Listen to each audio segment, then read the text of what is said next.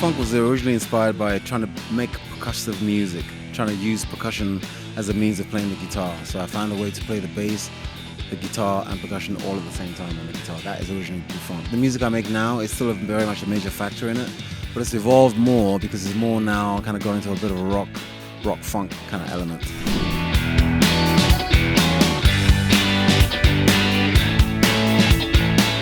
Well, as an African musician, working primarily in Europe, there's always the tension between what you are and how you're represented.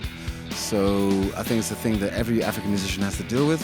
But I think it's also interesting because you can make music out of it, you know? I can write about it, I can help other African people get to an idea of their identity. I think it's very important, especially nowadays where Europe is very much moving to the right, to be very clear about your identity and to be very strong about it. I have no shame about your African identity. And I've been expressing that in my music for a very long time.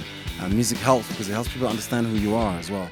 So by doing concerts and traveling around the world, people get a bigger understanding of what Africa might be or what Africa could be.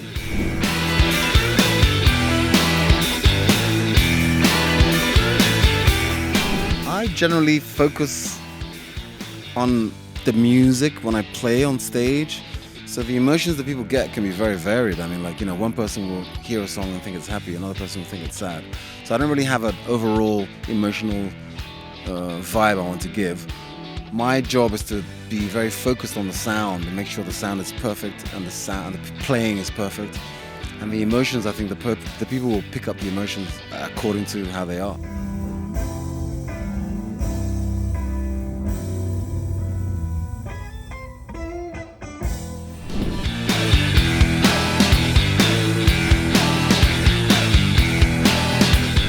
I mean, he at the time was a publisher and he was sitting in front of a cafe. I was playing in front of the cafe in Châtelet, Léal. He saw me playing, he put me in the studio, we managed to record some 3 tracks and finally I got signed.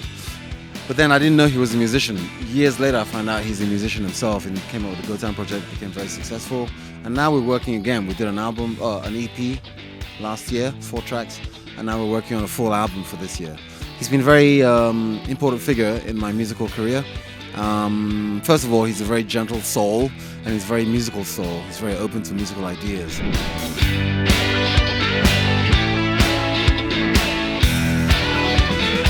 The single is about innocence, I guess, the first innocence, the first desire you might have about love or what love might be and what it makes you feel like.